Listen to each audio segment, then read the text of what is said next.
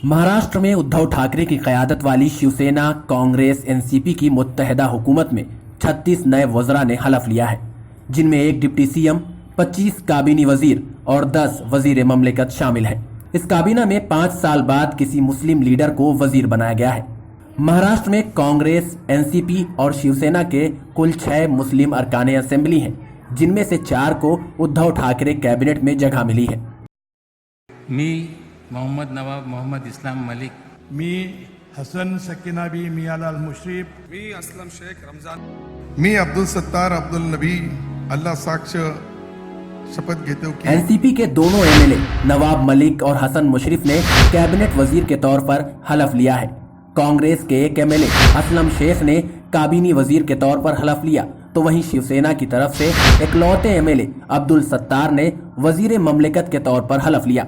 इस बार महाराष्ट्र से कुल 10 मुस्लिम एमएलए चुनकर आए हैं। असदुद्दीन ओवैसी की ऑल इंडिया मजलिस इत्तेहादुल मुस्लिमीन के डॉक्टर फारूक शाह ने धुले सीट से और मुफ्ती मोहम्मद इस्माइल कासमी मालेगांव सीट से रुकने असेंबली मुंतखब हुए हैं। वहीं समाजवादी पार्टी से 2 एमएलए बने हैं, जिनमें शिवाजी नगर मानखुर्द सीट से अबू आसिम आजमी और भिवंडी ईस्ट से रईस कासिम शेख एमएलए बने हैं।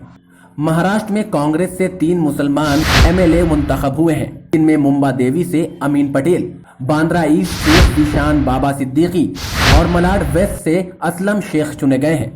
एनसीपी से 2 एमएलए चुने गए हैं, चेंबूर से नवाब मलिक और कागज से हसन मुशर्रफ एमएलए बने, जबकि औरंगाबाद में सिल्लोड सीट से अब्दुल सत्तार शिवसेना के टिकट पर एमएलए मुंतखब हुए।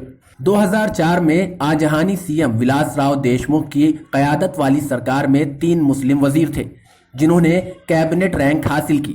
हालांकि सबसे ज़्यादा मुस्लिम क़यादत देशमुख के मुद्दतेकार में 1999 और 2003 के बीच में थी, जिसमें कुल 7 वजीर थे, जिनमें से सिर्फ 2 को कैबिनेट मिनिस्टर बनाया गया था। टीम उर्दू खबर।